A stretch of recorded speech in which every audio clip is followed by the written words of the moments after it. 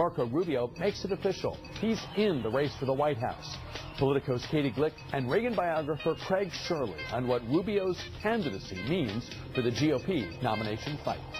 We turn now to national politics and Marco Rubio's decision to launch a campaign for the White House. The Florida Republican, a son of Cuban immigrants, making his announcement at Freedom Tower in Miami. Joining us now here in the studio, Politico reporter Katie Glick and author and strategist Craig Shirley. It is great to have both of you with us. Let's jump right in. Talk about what Marco Rubio, who has not been in Washington long, Katie, what does he bring to the race for the Republican presidential nomination? Sure. Well, of course, as you noted, Senator Rubio made it official yesterday as he entered the presidential race. He is promising a message focused on new ideas. He talks about a new American century. And also, just in terms of optics, you know, he is a young Latino politician.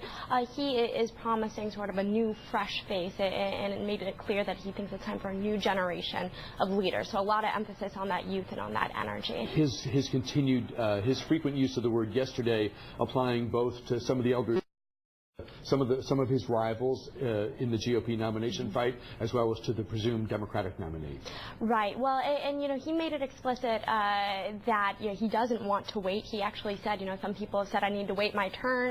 You know, I'm not going to do that. That was perhaps an implicit response to some of the supporters of Jeb Bush, of course, another Floridian and someone who may be a bit of an obstacle for Senator Rubio. He was once Senator Rubio's mentor, and now, of course, is also poised to seek the Republican nomination. Miami, suddenly a very crowded place for Republicans with presidential ambitions. Craig Shirley, a lot of the top analysts, including folks like Larry Sabato, are putting Marco Rubio in the early top tier of GOP presidential hopefuls alongside Jeb Bush and Scott Walker. Does he belong there in your view? I'm not so sure I would agree with that. I would probably put him in the second tier. What he lacks is a signature issue. He's talked about the future, but Barack Obama talked about the future. He's young ethnic. Barack Obama was young ethnic. I don't see, and in the last 24 hours, there's been a lot of comparisons between himself and President Obama, and that probably doesn't help him in the Republican nomination contest. But the signature issue is something to organize your philosophy around, whether it's reform or whether it's a life issue or something else like that. But I don't see any organizing rationale right now for his campaign. What do you think he'll attempt to use as the rationale? He's, as we said a moment ago, he's not been in Washington long. There are the inevitable comparisons with U.S. Senator Barack Obama, who seemed to start running for president within months of moving from the state legislature in Illinois to the Capitol. Right. What do you think he'll talk about beyond the gauzy? And let's face it, gauzy worked for Obama, but I mean, to the extent that he'll try to talk about immigration, budgeting, finding common ground with Democrats. What do you think it's going to be? You mentioned immigration, and that would have been a natural issue for him. When he first was elected to the Senate, his first issue was immigration reform, which was basically amnesty for illegals here, and so he probably put himself on the defensive over that. So it's going to be hard now to come back from that issue. I don't know what his signature issue is. I think that somebody ought to grab the issue of corruption in Washington and reform in Washington. So far, you haven't seen anybody do that. American political elections tend to be a dialectic in that we have yin in one year and then yang in the next year, so that, you know, we have the older Eisenhower and then the younger JFK. We have the younger insider Jimmy Carter, who ironically ran as an outsider but then became very quickly an insider, and then Reagan, the older outsider. So it seems to me that having a younger politician talking about the future and maybe a little bit inexperienced for 6 years as president, the Republican Party is going to have a reaction, a dialectic reaction, and nominate somebody who's older and more experienced and maybe even an outsider, which argues actually for a Jeb Bush or a Scott Walker. Katie, can you put Marco Rubio somewhere on the spectrum of GOP presidential hopefuls? There are a lot of people at least talking about a race. You hear the number 25 a lot. I was trying to count yesterday. I couldn't get north of 21, but I'm sure there were people that I'm missing. Can you put him in some context for us? Right. Well, absolutely. Of course, we were talking about how he's sort of a first-term senator, not the only first-term senator to run. Of course, you also have folks like Rand Paul and Ted Cruz, who have already announced that they're getting in. You know, Marco Rubio is someone who has made a name for himself in some circles by really embracing hawkish foreign policy. He's a member of the Senate Foreign Relations Committee. This is a big issue for him, and that is something something that certainly is important to certain elements of the Republican base. So we can certainly, and also to the donor class, and so we can certainly expect to see Senator Rubio continuing to talk about Iran, continuing to talk about Iraq. He's certainly positioned himself as perhaps the voice of the opposition to the president's deal with Cuba, which at least in Florida is something that may still resonate in politics. And then beyond that, we talked a little bit about immigration. He was actually asked about this on NPR this morning, and he tried to position himself as someone who actually has more experience dealing with immigration than does Hillary Clinton. He noted that while his ultimate bill, which of course has caused some controversy for him in some conservative corners of the grassroots, while that ultimately hasn't become law, he said that he's at least able to point to some legislative experience on it. So will certainly be interesting to see sort of how he walks a fine line on immigration, but another issue we'll hear a lot about from him as he's positioning. A lot of folks, Craig, talked about, pardon me, how Mitt Romney didn't do nearly as well with Hispanic voters as George W. Bush had done right. 4 and 8 years prior. Is part of Marco Rubio's inherent appeal, either explicit or implied, that he can be something of a game changer at a time when the demographics of the nation are changing and are likely only to continue to change for as far as the eye can see? Yeah, I don't know if that how much of cultural identification really works in presidential elections. I don't think that it's fair to say that women are going to vote for Hillary just because she's a woman, or Hispanics are going to vote for Marco Rubio just because he's Hispanic. When I said earlier he hadn't established a rationale, he did do a good job yesterday with the tactics of drawing a contrast between himself and Jeb Bush and himself and Hillary Clinton. But that has got to now evolve into a strategy, and that's what he hasn't done so far, whereas the other candidates seem to have done. One thing that's interesting, though, is that the speech yesterday was very good, as was Rand Paul's, as was Senator Cruz's, is that this crop of Republicans are much better, and I think it goes to the fact that they are more ideological. They're much better public speakers than they were in the crop in 2012. Really, the only one who could give a decent speech was Newt Gingrich. The rest of them were pretty, I would give them a gentleman's C. We'll continue our conversation with Politico's Katie Glick and with author and strategist Craig Shirley. Continuing our conversation now here on News Talk with Politico reporter Katie Glick and with Craig Shirley, head of Shirley & Bannister Public Affairs and the author of several books, including Reagan's Revolution and Rendezvous with Destiny. Our focus this time, the launch of Marco Rubio's campaign for the White House. You have another book coming out this fall, and we look forward to speaking with you about that then. Let's talk for a moment about the potential size of the GOP nomination fight. Craig, is there, there were these criticisms last cycle. Right. It seems like last year. There were criticisms of the field, that it was too large, that the debates were unwieldy, that it's hard to have a conversation with 12, to say nothing of 20 people. Critics, mostly on the left, saying and snarking that it was the clown car primary. Is it possible for a party to exert force and limit the number of people and the number of debates?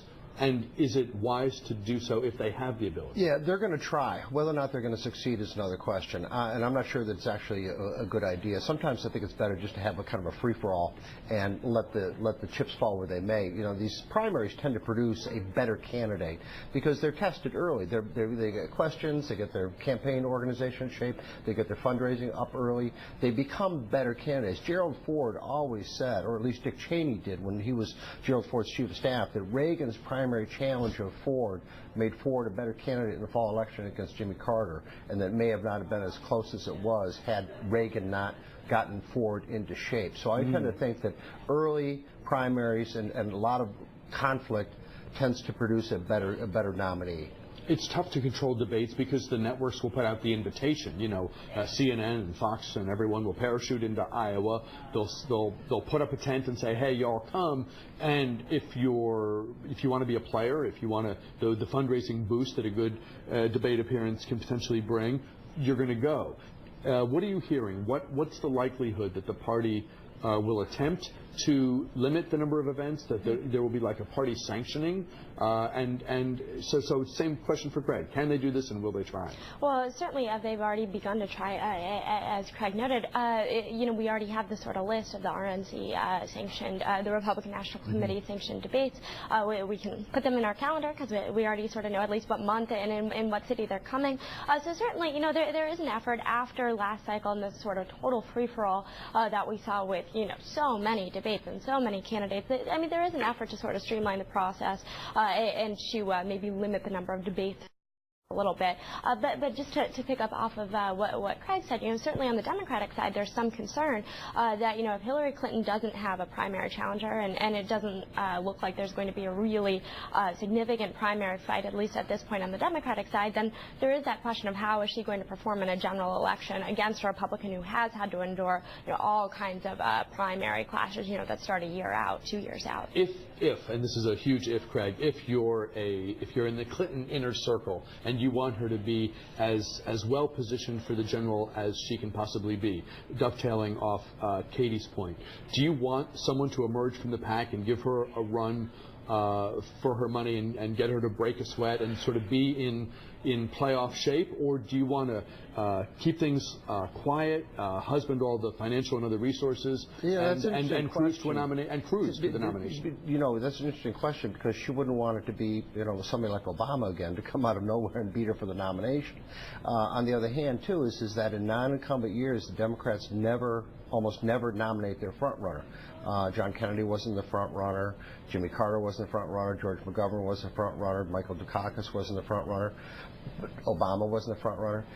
And so this is kind of a tricky question for her, because a primary would produce arguably a better candidate and a better campaign apparatus. But on the other hand, is that a viable campaign challenger to her could defeat her for the nomination for 2016. So I would say right now is that the best advice I could give Hillary is that an old political friend of my boss, John Sears, used to say politics is motion.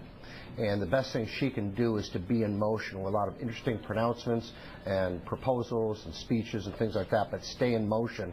And if she doesn't have a primary opponent to get her into shape, then she's got to find ways to get herself into shape. Yeah, is it hard to stand out in a field of 20? I was going to ask him, I confess that the notion left me, but it's come back. If some of the fringe candidates make it, if some of the Donald Trumps of the world persist and actually launch, right, they end up on a stage with some of these others, sure, and they take these crazy positions, and there's right, this fear that the base is going to eat this up, therefore I've got to at least move in this direction temporarily, knowing that video then lives forever and right, can come back to haunt you in the right, general. Right. Is there a danger sure, in the fringe? Absolutely, there is a danger. But I think, too, is that this crop of candidates is vastly better than the crop of candidates in 2012. I think part of the problem with the debates was that there seemed to be so much mediocrity among the people seeking the Republican nomination, whereas this time around is that this is a pretty impressive crop from Jeb Bush all the way to the senators, to Ted Cruz and everybody else, is that a lot of people actually, I think, have written and thought about a lot of interesting things, so that I think these debates will tend to focus more on the more substantive candidates instead of the fringe candidates, whereas in 2012 it was the other way around.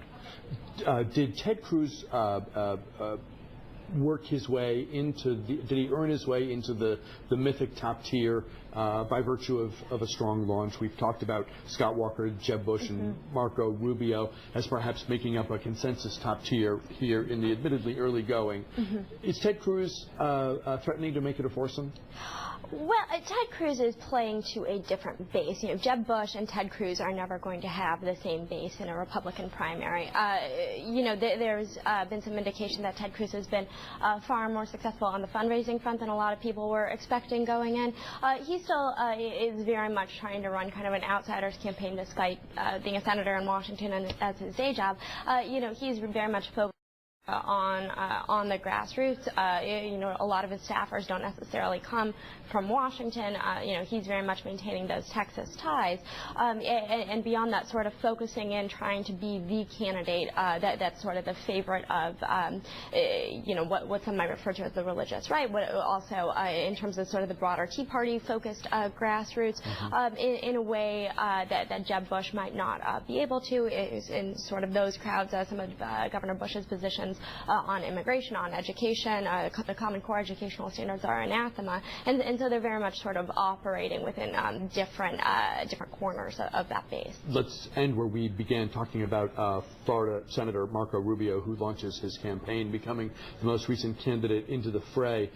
Craig, can you talk about what his personal story, his personal narrative, his family story brings to the race, what it means to the race, and as a maybe lesser issue, but I still, given your background, I'm still kind of curious to get your take on. I was talking with a Republican strategist just the other day who said he's going to have to take head on this issue of some of the dates and some of the factors of his own family story that he got wrong in his own biography. Right, yeah, apparently in the, when he first ran for the Senate, there was some discrepancy over whether his parents left because of Castro or they left before Castro. I think he's gotten that pretty much clarified, but these things tend to crop back up if they start to move into the top tier of candidates. You know, if you're going to put your own family story in a book, you should get the basic details right, unless exactly. You're trying to spin a more favorable narrative or something. Yeah, exactly. So it's not a problem now. You know, there's always there's 3 times when you should get favorable press: is when you're born and when you died and when you announced for president of the United States. So he'll get favorable press for the next 24 hours. But if he moves ahead and moves into the top tier of presidents, or candidates anyway, that issue will come back up again. And in terms of the story, the Marco Rubio story, you've got the generational thing that is a factor and a potential, I think, plus. But you know, the inexperienced thing being the other side of that coin. Yeah. How do you tee up? How do you view the general sense that people have and are likely to have of Marco Rubio here in the early stages? He's got to grab an issue. Rand Paul has libertarianism kind of in an amorphous sense, but more specifically like government spying, things like that. He has a signature issue, something he can go out and talk to the American people about, is that Rubio, as we discussed before, probably really can't talk about immigration because he kind of bollocksed it up when after his first election. So he is still missing a story other than his personal story, and even that is open to some question about that. So he's got to find something that is going to capture the imagination of a majority of primary voters. The strategist, author Craig Shirley.